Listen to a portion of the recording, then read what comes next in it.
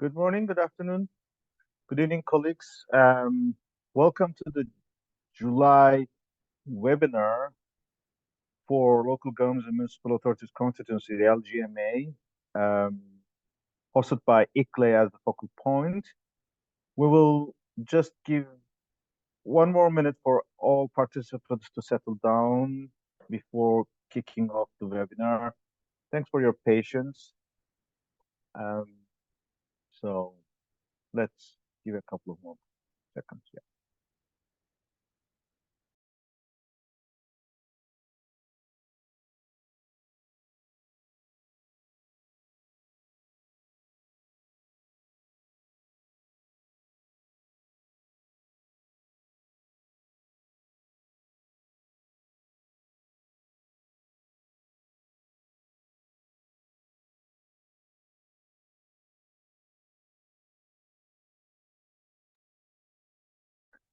Great. I think we have now all found our way to join the webinar in the most effective way. So welcome once again. My name is Yunus Sarıkan. I'm Director of Global Advocacy at ICLE Local Government for Sustainability.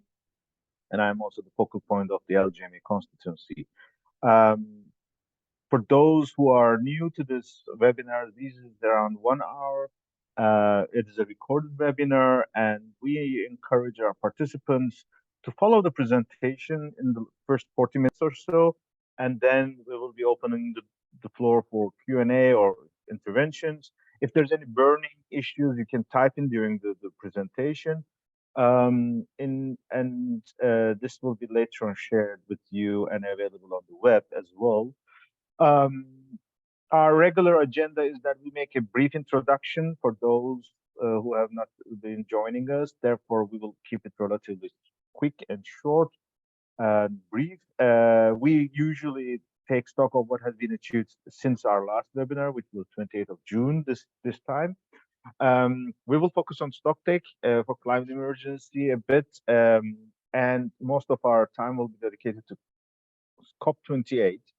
In that regard, I'm very delighted to inform you that our colleague Atif Nawaz Shah from COP28 Presidency will be joining us. However, due to his schedules, he will be able to join us only in the second half, around the half an hour. So we will take time until he joins. I will go through very briefly about the points he will touch upon in order to keep us motivated or connected, and then try to give him the floor so that he can share more of the information.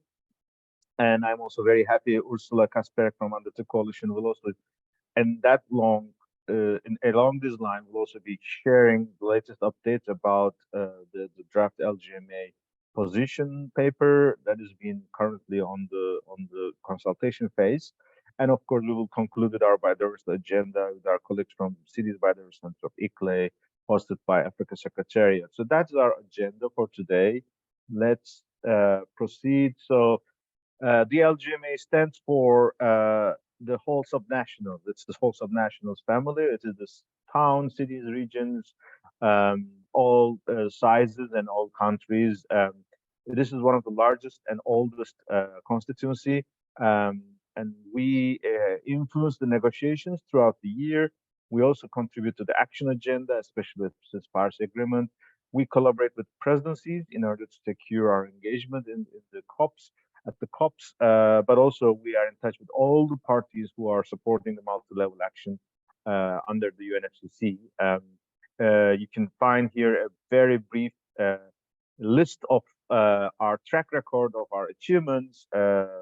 Basically, most important one is that after a long process, we have managed to get recognition in the Paris Agreement, and in Glasgow, we are also now designing our engagement through the multi-level action spirit, and especially in this space, we are saying that time for multi-level action has come, and multi-level action delivers will be our motto in the next couple of years, especially in preparing the new generation of NDCs or national elections, starting from this COP28 onwards, which will be the moment where we will also have a stock take. The information about the first phase of the Paris Agreement will also be making us comfortably addressing these issues.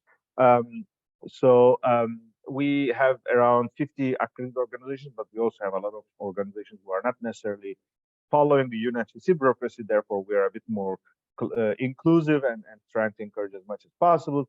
We have agreed that because of the multi-level reference and the engagement of levels of government, it is becoming more and more clear that we have to be more customizing ourselves or more professional in every topic. So we have started to develop our working groups on specific themes. One is on adaptation, the other one is on finance, and the latest one is on loss and damage finance. There are specific experts of our constituency who are leading our work in this spaces. We are expecting more to come, depending on the agendas. We are keeping ourselves connected through this kind of monthly webinars, but we also have been using our monthly bulletin since the beginning of this year, and we have a WhatsApp group to stay connected. On the way to Dubai, we have defined our priorities as three main priorities: to operationalize our achievements at COP27, the Sturge Initiative, and in that sense, we are making huge progress after the UN Habitat Assembly, obviously, but also to ensure climate and urbanization ministerial taking place, but also that climate agenda is connected, that Surge is like the umbrella, and so that urbanization can feed itself to all the processes. We will spend most of our time this year on the stock take. The good news that's already taken up pace. We had already sessions convened by several of our members, and the list is growing. We will touch upon that. And as we discussed, our engagement will be throughout the year. We have seen this, especially in the daring cities, which became much more in person, and also with our engagement in the workshops.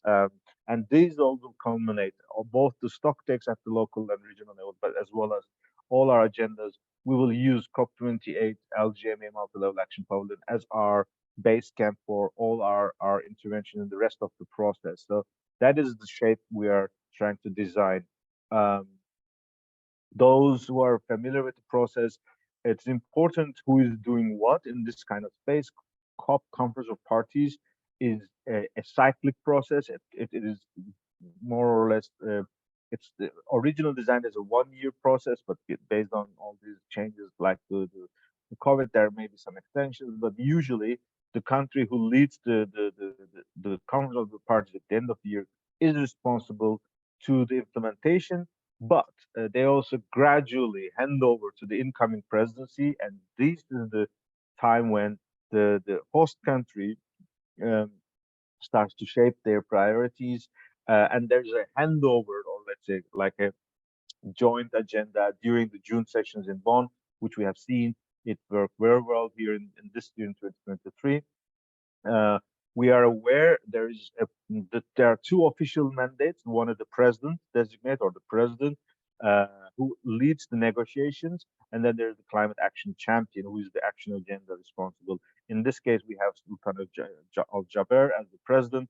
He has a number of hats. He has been responsible for the climate envoy of Emirates, but also the CEO of the ADNOC, the oil company, but as well as Masdar City. And Razan Al Mubarak is the president of IUCN. But the presidents also announced the first ever youth climate champion, as well as their domestic champion for their Emirates national policies. In terms of subnationals, we have a focal point, Asif Nawaz Shah. We will hear more from him in the next couple of minutes. This is more or less following the model from COP27 as well. In the previous year, we had Ambassador Ayman Amin. This year, we are working with Asif Nawaz Shah. And he's trying to make sure presidency and action champions are all aligned in terms of subnational strategy. Throughout the year, we are following three tracks. The one is led by UN and UNFCCC, which has its own procedures and mechanisms. And then the national and global initiatives, which are not necessarily bounded by the UN procedures. It's a bit more flexible. And then the LGMA-led initiatives, the summits, the conferences, our own events, and that's how we are tracking to make sure that these three are all talking to each other.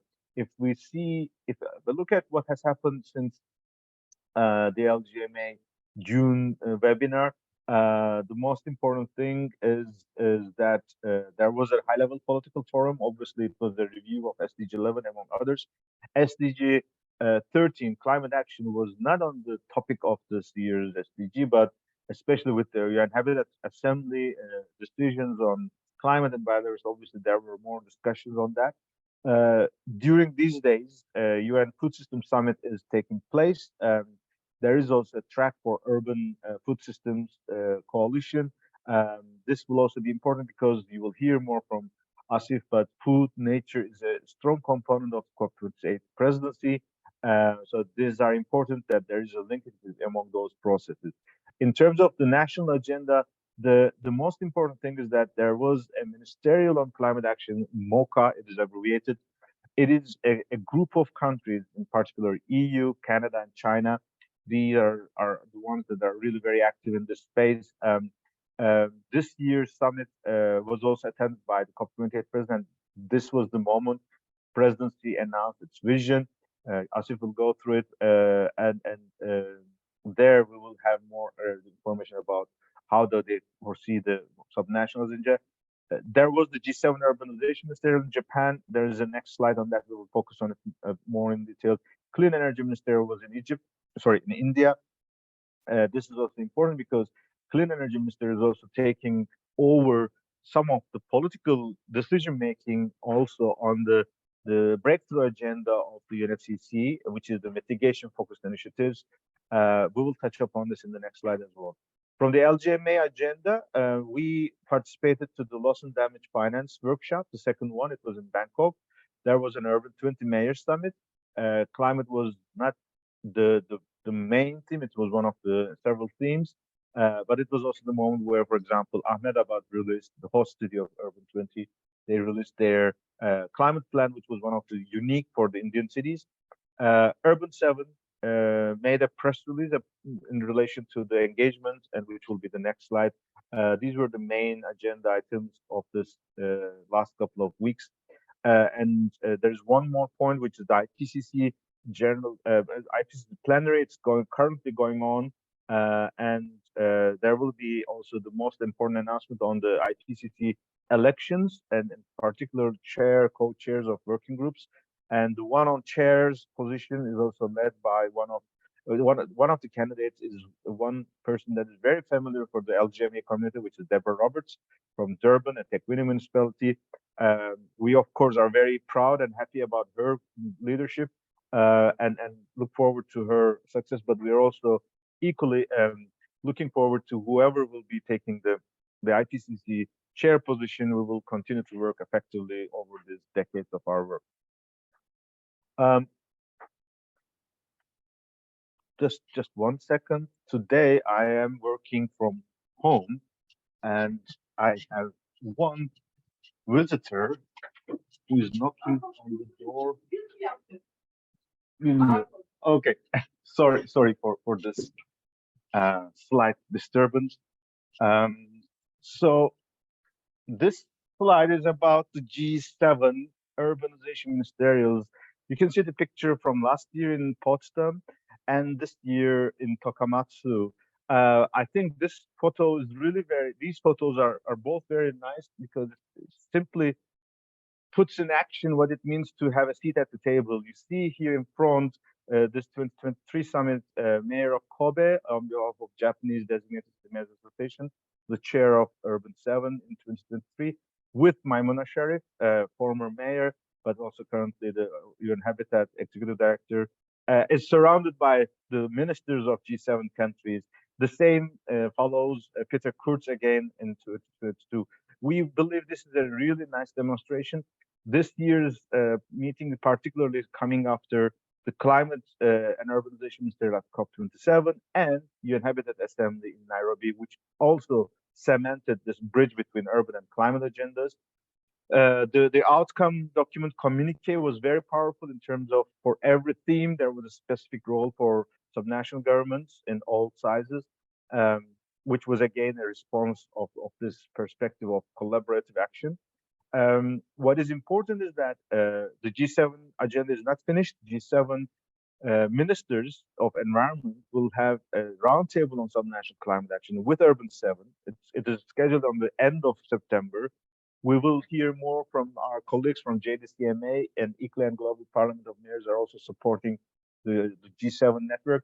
The important is that G7 roundtable on subnational climate action will be also feeding into COP28, and we believe this type of good examples of multi-level action in action will be helping us to ensure positive outcomes from COP28 as well, and even from G20 and other processes. Um, Stocktake, we will continue because in MatCop we have made the first list of countries, or sorry, cities who have committed to host such events, such sessions. Here you can see testimonials from Susan Aitken, leader of Glasgow City Council, who has been pushing the climate justice agenda at the local action level, and Mayor Stefiani, who has been our champion and in COP27 as well as in Africa. So this list is now growing. We encourage all LGMA members to work with their members to plan for their events so that they can focus at least half a day or one day to stock take at the local level, which means that we will have three main discussions. What is our homework? How have we advanced our climate emergency declarations? How are we advancing the climate neutrality commitments? The second one is what is our relation with the NDCs of our country? How are we relating ourselves? How are they talking to us? And the third is what is climate justice? What does it mean at the local level? The good news about this, it's not written here, but we have heard, for example, the first national or supranational stocktake event will take place in Europe in end of October. Let's remember, global stocktake was not aimed to be taken at the local and national and even at the international level. It was a decision that was adopted in June 2022, where LGMA was very actively pushing in the negotiations. So we have made our list, and we have made this as an agenda, and a pioneering regional government or supranational government. Europe has followed our suit so that they are scheduling their own climate stock take. So it is, of course, would be ideal if other nations also have such stock takes, and especially our European stock takes could be convened before this European supranational level, so that European stock takes can feed to the European level stock take. So that is an example that we would like to use more. Obviously, we are for the northern hemisphere in a difficult time for especially summer breaks, but especially with this apocalyptic heat waves across the world. Despite all these challenges, we believe this list has a potential to grow, and we encourage all the LGMA partners to work on this agenda.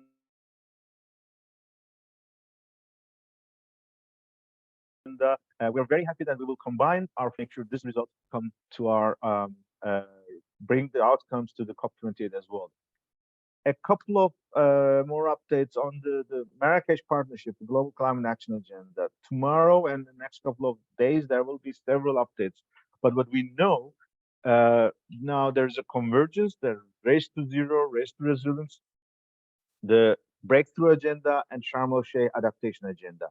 What is interesting is that this picture that you see, for example, doesn't make any reference to the thematic action pathways by individual, let's say, groups like human settlements. And in our case, the human settlements is a combination by Global ABC, the buildings community, and Western consumption by ICLE and other partners. And we are hearing that the Marrakesh Partnership is now discussing an additional process called solutions pathway.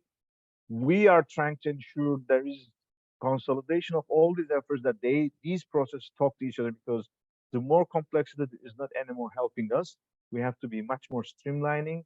We really would like to see, original idea was that to have an urbanization breakthrough. If this is not possible, if it is only buildings or built environment, and we also don't know what is the difference, maybe we can think about the solutions pathway, focusing on urbanization. And we also would like to clarify what the thematic pathway also means under this condition. So this agenda under the Marrakesh Partnership really needs a consolidation. As we evolve towards the next couple of months, we are aware regional climate weeks will be spread around September and October and even November. The first two are much more advanced, or even three. The regional climate week plannings have started.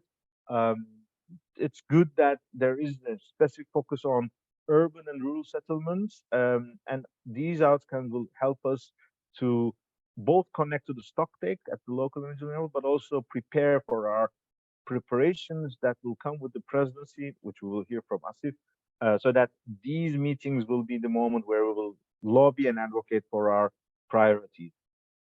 One important event that will come in the next couple of weeks is this year is the Climate Ambition Summit. It is under the UN Secretary General. It is not a UNFCCC process. UN Secretary General is particularly focusing on accountability and transparency of commitments and initiatives. There is already a lot of efforts going on in this tracking and making sure all pledges are uh, transparently implemented, and any bottlenecks are reported, and any achievements are also counted as appropriate. This also links to our commitments on the Race to Zero or Race to Resilience or any other initiatives. So we will do our best for the next August webinar. We will try to get an update from the local government and our LGMA community who are engaging in this process so that we can be better prepared. This will be during the week of that starts with 17, 18 of September. And there will be a number of other events such as the SDG Summit will be also aligned with this event. And we will also work with the New York City whether there will be additional contributions either through local stocktake in New York or other processes.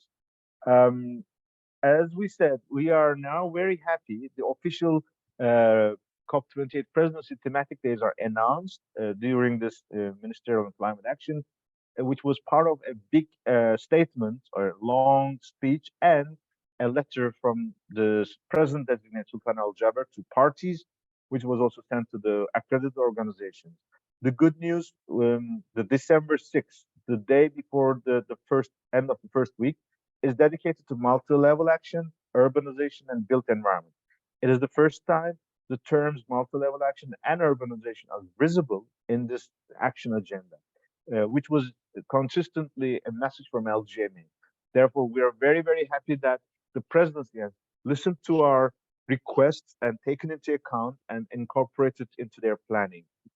We believe this change of the mindset is also consistent what we achieved in Glasgow, what we achieved in Sharm el Sheikh, so that we are prepared for a second generation or new generation of national climate action, building on the outcome of global stocktake. And we believe this new generation will put multi-level action and urbanization at its heart, or at least the number of countries who puts this at its heart will be more than what we have seen today, and it should be much more concrete. In its letter, President Designate also addressed to the parties that they should work with multi-level partnerships, which is exactly the language we are trying to achieve. Over these perspectives, we're expecting that the expectation of a scenario in COP28 will be a two full weeks of multi-level action pavilion. That will be our um, uh, base camp, and then followed by our engagement at the local action summit. Uh, we will see our engagement at the 6th of December, and this will be followed by several other tracks and several other side events. With this in mind, I would like to give the floor now to my colleague Ursula because she will take us through the statement that is being drafted by Committee of the Regions, Regions 4, and other two coalition in coordination with ICLE as the LGMA focal point. This is currently on available, and Ursula, maybe if you would like to take us through it, because after your intervention, I think we will be welcoming Asif if he hasn't joined yet. I assume he's not here yet. Yes. So let's first listen from Ursula, and then hopefully by the end of her speech, Asif will join us. Ursula, the floor is yours.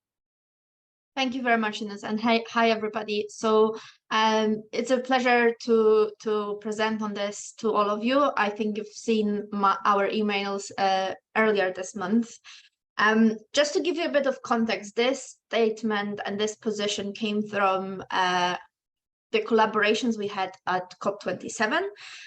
Many of our leaders across the networks flagged that they would really like to have joint line that they can all take to the next COP.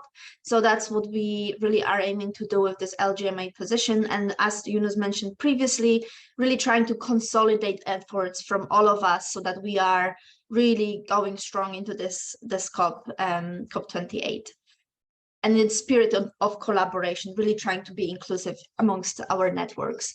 So I'm not going to take too much time. The statement is available for comment until 31st of July. We are aiming to close the feedback on the 31st, just so that we can consolidate it and circulate it again in a format that takes into account all of the comments from across the networks. And it really is aiming to be a shared voice amongst the LGMA constituency that we can use going into COP28. And really, you know, all the UN climate weeks that are coming, all of the engagements, we can speak from the same voice.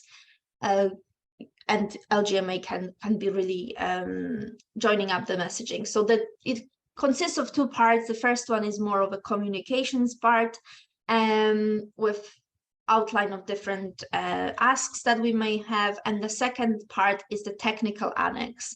So technical annex is really for when we speak with the negotiators or any of our members are engaging with parties. This is what we are looking at in terms of potentially an official text in UNFCCC negotiations.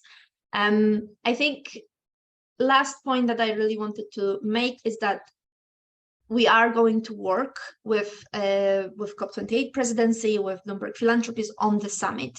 So we will be making sure that those messages are part of the bigger package. So Yunus outlined different components, and we really want to make sure that this is complementary and really carries that message from LGMA towards the COP28. So really making sure we are connecting all the dots and really using this to have a strong voice going into COP. So I think that's all from me. If you have any comments and questions, please do get in touch with us. If you need a link to the statement, also please do get in touch with us. Happy to recirculate it again. And yeah, looking forward to get your feedback. And thanks to everybody who's already given us feedback. That's very helpful. Yeah. Maybe Ursula, if you can share the link in the chat box once again, I think that will be helpful. Again, complementing what Ursula mentioned, obviously, I mean, that links to what I will hear from Asif in a couple of minutes is, obviously, we always have strategic expectations from the negotiations, and this year is particularly unique. But also, it's a very, very interesting moment that for the first time, presidency has a very strong vision on multi-level action. This complementarity is something that we really are very, very excited, but we will also test for the first time probably. Before, we haven't had such, I mean, there was always a good spirit, but as you may have noticed, the letter already says that the president already says that please commit to bring multi-level NDCs in this second phase. That is exactly the wording that we are like, sounds to our ears. So we are trying to make sure, especially this last point, it's also for the first time that Bloomberg Philanthropies will make a big engagement during the Climate Action Summit. So we have to make that storyline that is complementarity, that not contradicting or alternative. Obviously, we always have the right to speak on our own autonomous constituency initiatives. Presidencies, whenever they announce something, they have to be careful because they have to align with the parties. We are much more, let's say, comfortable because we are free. so that this processes can help each other. Um, so these are the fine tuning that we have taken, and especially. So that complementarity is the key issue. And especially to bring other nations on board. I mean, we have given the example of G7. We are talking about G20. These kind of initiatives are also important because the, when the presidency see these coming from bottom up, not just by LGMA, but also other friends of multi-level action, they can also be more ambitious and more aggressive. Uh, let's be realistic that we cannot expect everything to be chaired by or handled by the presidency. They will also have to respect the UNFCCC procedure. So that's important that in the climate week, in the regional climate weeks, we get more bottom-up endorsement from national governments as well to LGMA positions. Um, so there are several inputs into the questionnaire, but maybe we proceed. There was one question from Lorena. Uh, Lorena Franza Rezende Bulos. Sorry for my pronunciation if it's not the correct way. How the LGMA will participate in SDG Summit in New York Climate Week?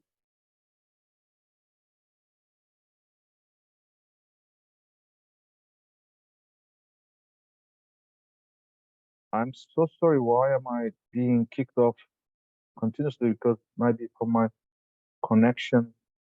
What I suggest, maybe I give a break to my feedback at the moment because we also have Ingrid on the line, and so that Ingrid can give her updates on biodiversity. And meanwhile, I'll check with Asif if it's all okay with his participation. If that's okay, and in case I'm broken again, I would ask my colleague Kale to take over because that we don't lose anyone out of the loop. So Kale, please, if I'm log off again, try to take over the moderation. But Ingrid, the floor is yours now.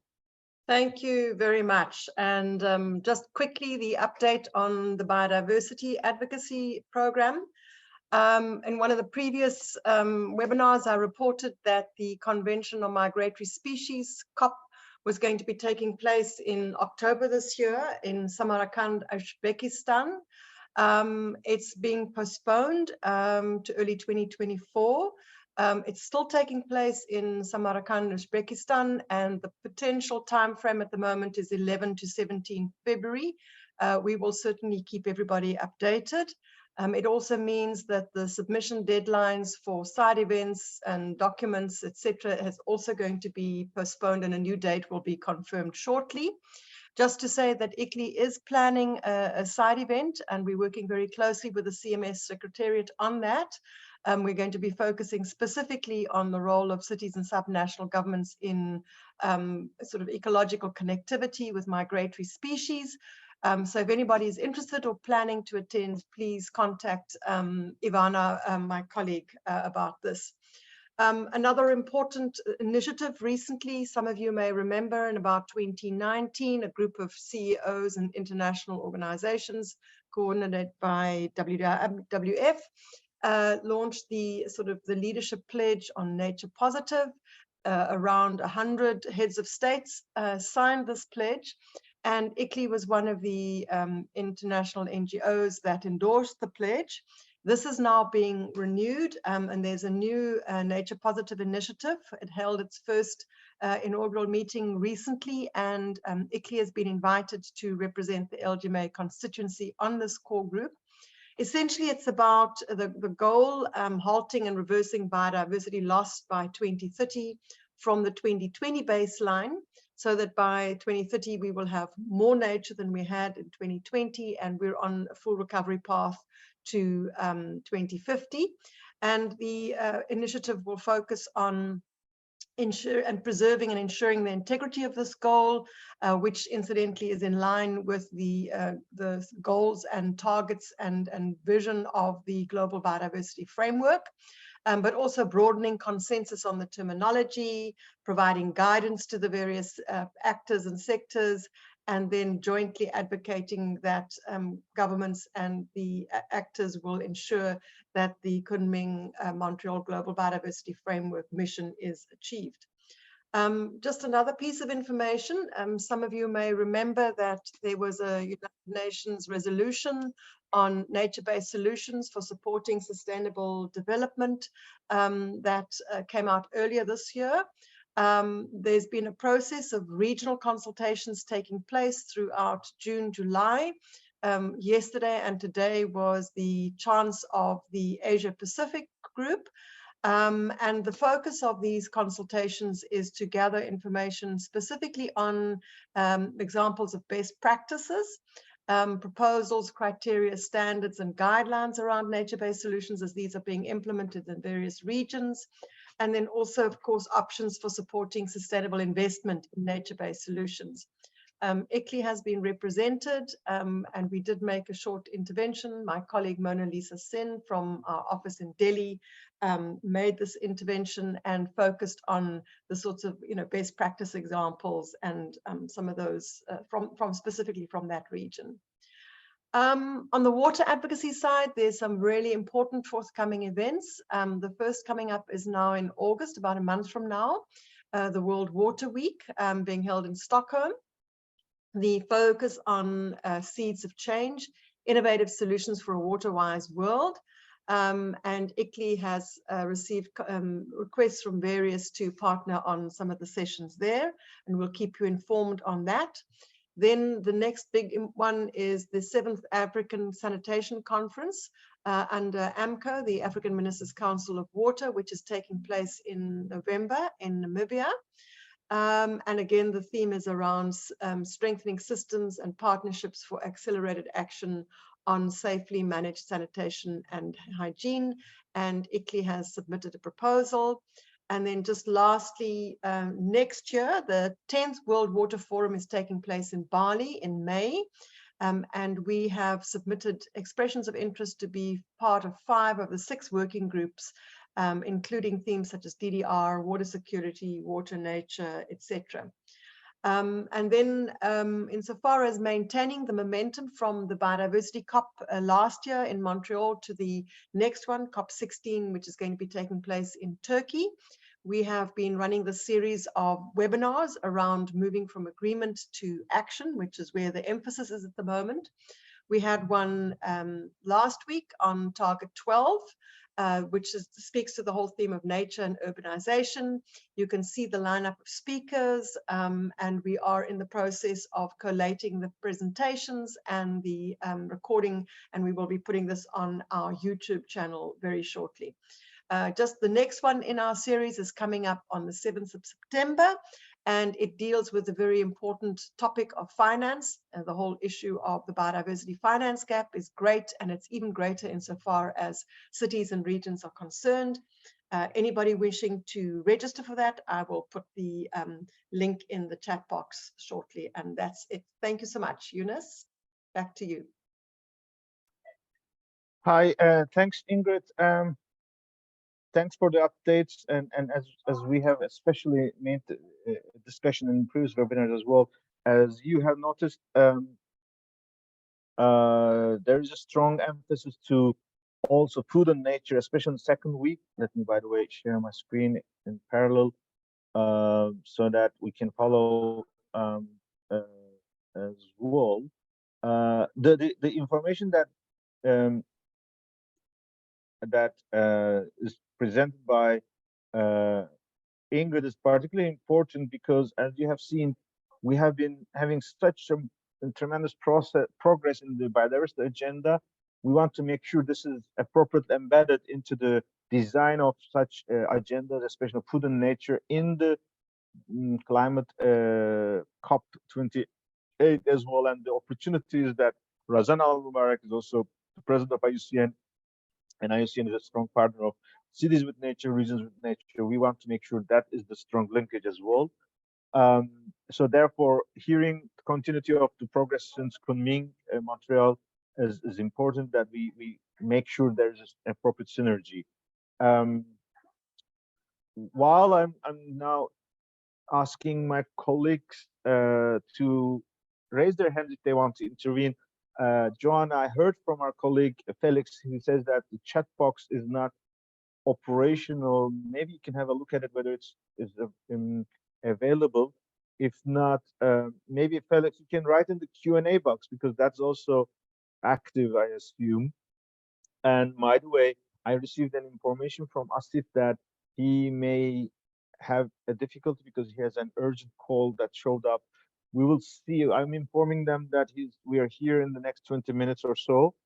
And with that, I would like to give the chance that everyone can intervene if they want in topics that was covered here, or provide any updates from their side that is not addressed here. That's also possible. We may have missed some points, but let's remember, here is our roadmap in the next couple of weeks and months.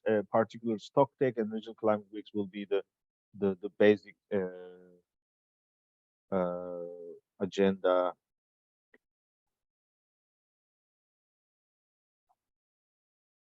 I'm just sending a message to Asif, by the way.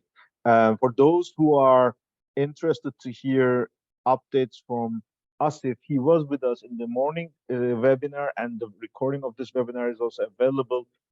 So in case we cannot make Asif joining our call today in this webinar now, you may also consider to listen his intervention in the morning section, which will also be made available to all registered participants, and it will be available on our YouTube channel as well.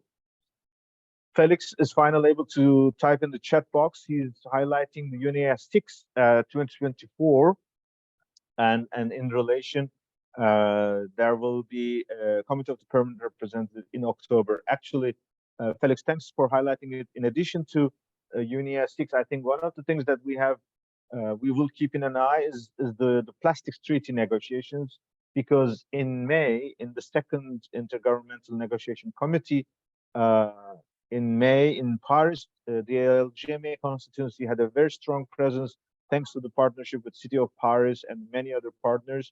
We will continue to follow up on that, and the next INC3 will be in November in Nairobi.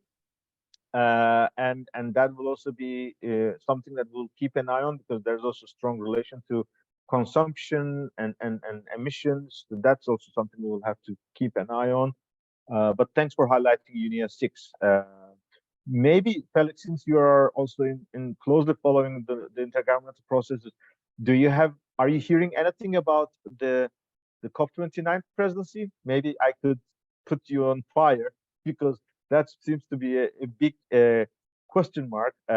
We are all excited for COP30, Belém, Brazil. This is confirmed, but nobody knows what's going on COP29. Obviously, COP30 will be more politically important, because that is the moment where NDCs are expected to be presented. But still, the presidency next year is important. We are aware, a big clash between Europe and Russia, which is an extension of the conflict in Ukraine, or the war in Ukraine. You may have noticed in every UN meetings, there's unavoidable consequence of the war. And it seems because the turn for hosting the COP, or presidency of COP, is in the Eastern Europe, which is strong in the Russian space. There are some nations who are more closely cooperating with Russia, and there are some Eastern European countries who are more close to the West. That's probably the biggest debate. Felix, I see your camera on, so feel free either to this topic or anything that you would like to address. Yunus, if it's appropriate, what I've heard is that it's the Czech Republic that is the Eastern Bloc potential for hosting, but if they decide not to do that, that the conference would go to Bonn, as it did with Fiji, so that the regional grouping would be recognized, and then it would go to Brazil afterwards. Thanks, Felix. One thing that we should all be aware, according to what we hear from the German government representatives, the condition is that no one should expect a COP in the scale of Glasgow, Sharm el-Sheikh, or Dubai. Obviously, Bonn, with its size, is not able to handle such a big delegation. But interestingly, because there is a big debate inside the UNFCCC negotiations, including our dialogue with the Executive Secretary, that the current modality of COPs, the way it is designed, the way it is handled, is also not too much effective. There are big discussions whether we really need tens of thousands of participants, and that it may be interesting because we also know Brazil is also saying that if you're going to make Belém as an Amazonas COP, we should also not expect such a strong logistical facility like that. So what could be interesting is that by virtue of the logistical challenges, we may be expecting the way COPs are designed and the year-round engagement may also be starting to change, and the role of the midterm meetings in Bonn in June and the COPs, the formats, the year-round engagement may be interestingly changing, and that's exactly the reason why we are putting such a strong emphasis to local stock takes, because if we can make sure every year every city hall can dedicate half a day or one day to Rio Convention's agenda or SDGs, and then bring these results to the COPs through our pavilions, it may also give us an opportunity that you do not have to travel to COP, but the real action is taking place at the local level, and that COP is taking note of what is achieved and then giving some guidance. So in that sense, it could also open very interesting doors for our engagement, for our constituents as well. But let's see, because these are still options or scenarios that depends on the final decisions of the parties and the secretariat. But thanks for highlighting this. Felix, since we are here, there was a question about SDG Summit. I know you're following the negotiations in New York. I know I was just saying when my line was broken, the SDG Summit is beyond climate. And in our engagement as constituency for the SDG Summit, and IHLPF is coordinated by our sister organization, UCLG, who is the Secretariat of the Global Task Force.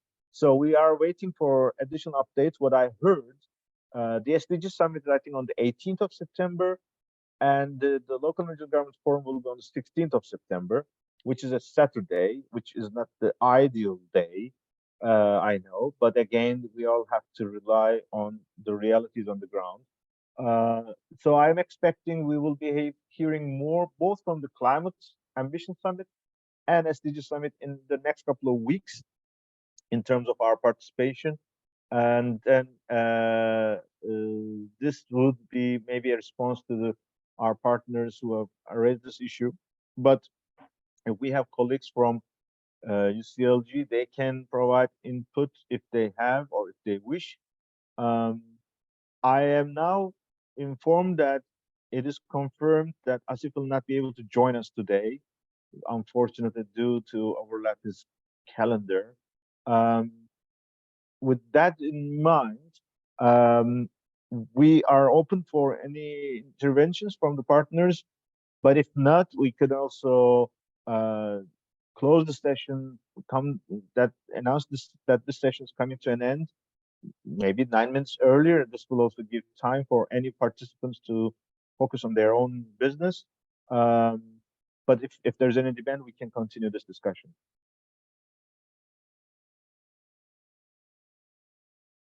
I don't see too many hands being raised or inputs in the chat box. I take this into account as like a consensus that we are closing early. This time, Felix has just shared the link to the Summit of the Future. But be aware, Summit of the Future is 2024. The SDG Summit is 2023. Summit of the Future is 2024. And the ministerial on the future Summit of the Future will be in September. So a number of things are moving in parallel. I think there will be more. It will not be a silent summer. It will definitely be very hectic, and especially for the northern hemisphere across the world, we are hearing this heat waves reminding us that climate change has already reached the emergency scale. and maybe many of the thresholds that we are very worried about is already crossed over, which is of course a very, very worrying signal. That makes us even more concrete, real, substantial, and ambitious about climate mitigation and adaptation, and also make sure loss and damages are appropriately addressed, because it's not anymore a distant future, but it is an agenda of today. Today's generation, the ones who are responsible for the cause of the climate change are also feeling the impact. Maybe that's a kind of a fair share of the climate justice. So it's not just the future generation who should be concerned. This generation is also now feeling the heat.